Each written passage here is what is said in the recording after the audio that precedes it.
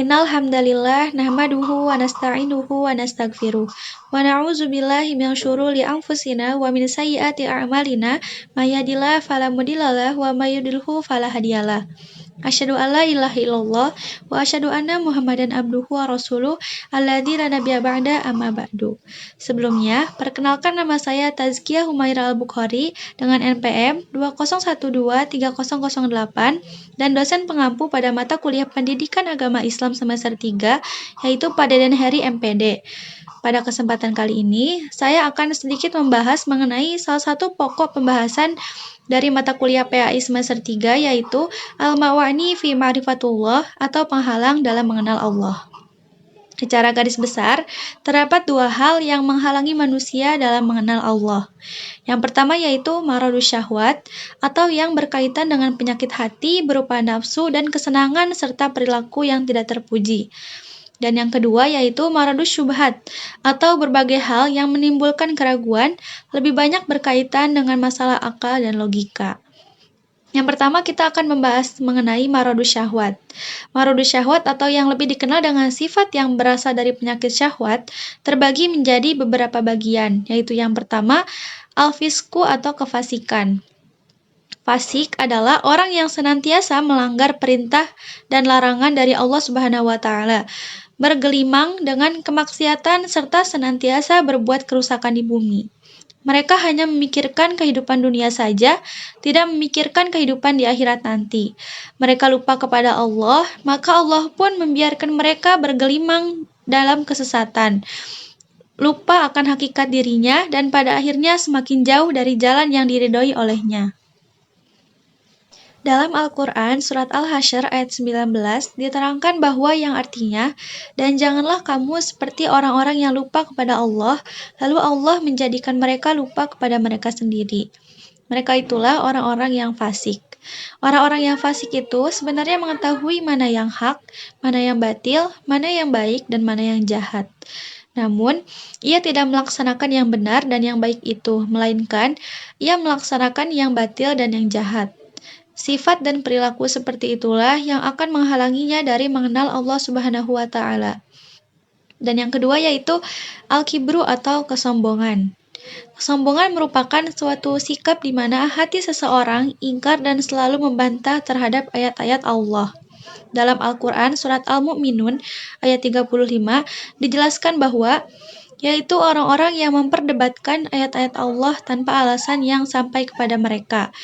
Amat besar kemungkaran bagi mereka di sisi Allah dan di sisi orang-orang yang beriman. Demikianlah Allah mengunci mati hati orang-orang yang sombong dan sewenang-wenang. Selanjutnya yang ketiga yaitu az-zulmu atau kezaliman. Allah berfirman dalam Al-Quran surat As-Sajdah ayat 22 yang artinya, dan siapakah yang lebih zalim daripada orang-orang yang telah diperingatkan dengan ayat-ayat Tuhannya, kemudian ia berpaling daripadanya. Sesungguhnya, kami akan memberikan pembalasan kepada orang-orang yang berdosa. Allah Subhanahu wa taala menerangkan bahwa orang yang paling zalim ialah orang yang telah sampai kepadanya peringatan Allah, telah sampai pula kepadanya ayat-ayat Al-Quran dan petunjuk Rasulullah, kemudian mereka berpaling dari ajaran dan petunjuk itu karena angkuh dan penyakit dengki yang ada di dalam hati mereka. Sikap zalim atau aniaya seperti inilah yang menghalangi mereka dari mengenal Allah Subhanahu wa taala. Yang keempat yaitu al-kizbu atau kedustaan. Kedustaan merupakan sikap bohong atau pura-pura dan pengingkaran terhadap ayat-ayat Allah Subhanahu wa taala. Hal ini seperti yang dilakukan oleh orang-orang munafik sebagaimana dijelaskan dalam Al-Quran surat Al-Baqarah ayat 9 dan 10. Mereka hendak menipu Allah dan orang-orang yang beriman. Padahal mereka hanya menipu dirinya sendiri, sedang mereka tidak sadar. Dalam hati mereka ada penyakit, lalu Allah tambah penyakitnya. Dan bagi mereka siksa yang pedih disebabkan mereka berdusta. Mereka memperlihatkan iman, kasih sayang, dan menyembunyikan permusuhan dalam batin. Mereka menyebarkan permusuhan dan fitnah-fitnah untuk melemahkan barisan kaum muslimin. Namun usaha kaum munafik itu selalu gagal dan sia-sia. Hati mereka bertambah susah, sedih, dan dengki. sehingga pertimbangan-pertimbangan yang benar dan jujur untuk menilai kebenaran semakin lenyap dari mereka. Akal pikiran mereka bertambah lemah untuk menanggapi kebenaran agama dan memahaminya.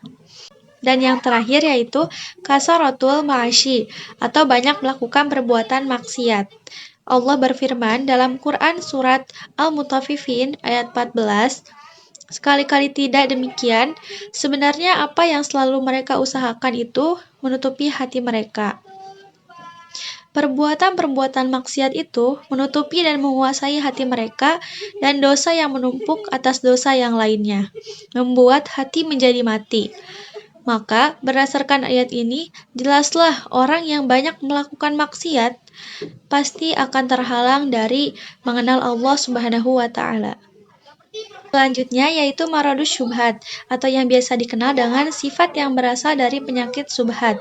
Terdapat beberapa bagian, yaitu yang pertama, al-jahlu atau kejahilan dan kebodohan, yaitu seseorang yang tidak mau memikirkan ayat-ayat Allah, baik ayat-ayat kauliyah yang tersurat dalam Al-Quran, maupun ayat-ayat kauniyah yang tersirat di seluruh penjuru alam semesta.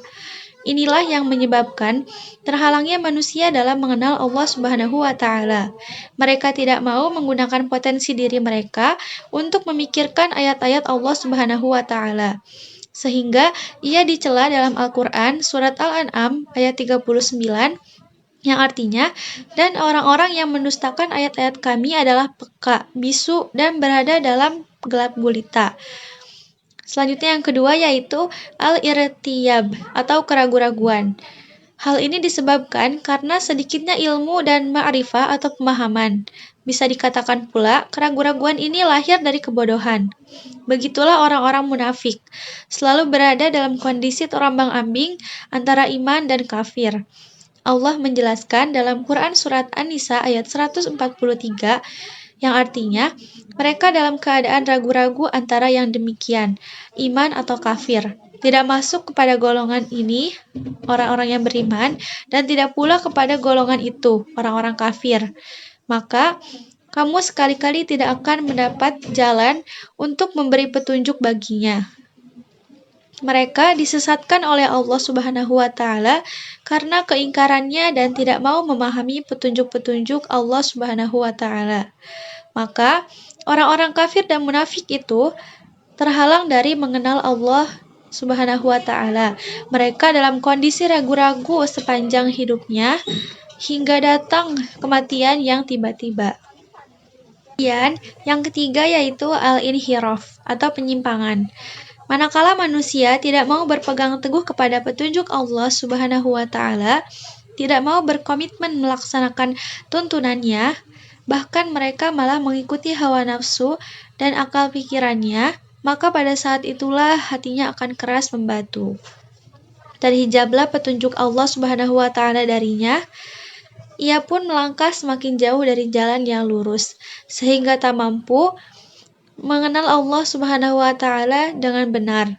Hal seperti ini pernah dilakukan oleh orang-orang Yahudi pada masa lalu. Dan yang terakhir yaitu al-ghaflah atau kelalaian. Sebelumnya telah disebutkan bahwa jika manusia tidak menggunakan potensi dirinya untuk memahami ayat-ayat Allah Subhanahu wa Ta'ala, maka mereka akan terhalang dalam mengenalnya.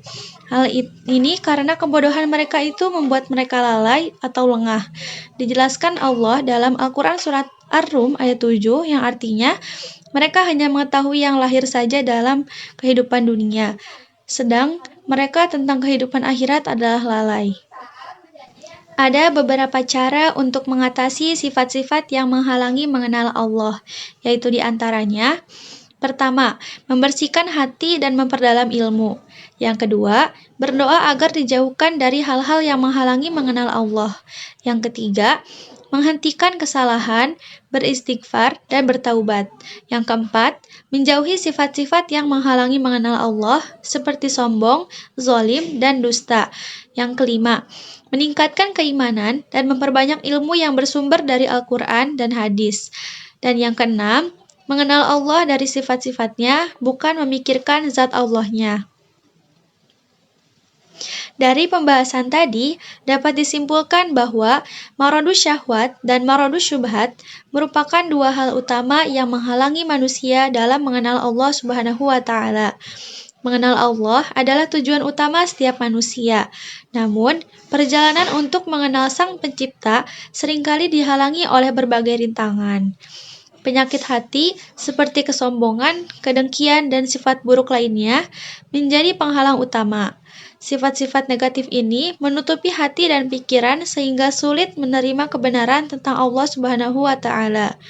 Selain itu, kurangnya ilmu pengetahuan tentang agama juga menjadi penghalang besar.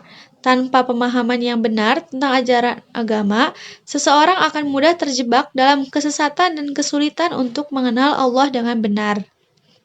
Kesibukan duniawi juga seringkali membuat seseorang lalai dan melupakan kewajibannya kepada Allah. Hawa nafsu dan keinginan duniawi yang berlebihan dapat mengalihkan perhatian dari tujuan utama hidup, yaitu mengenal dan mendekatkan diri kepada Allah Subhanahu wa taala. Mungkin sekian yang dapat saya sampaikan mengenai al-mawani fi ma'rifatullah atau penghalang dalam mengenal Allah. Mohon maaf jika terdapat banyak kesalahan selama penyampaian yang saya sampaikan. Terima kasih telah mendengarkan sampai selesai. Wassalamualaikum warahmatullahi wabarakatuh.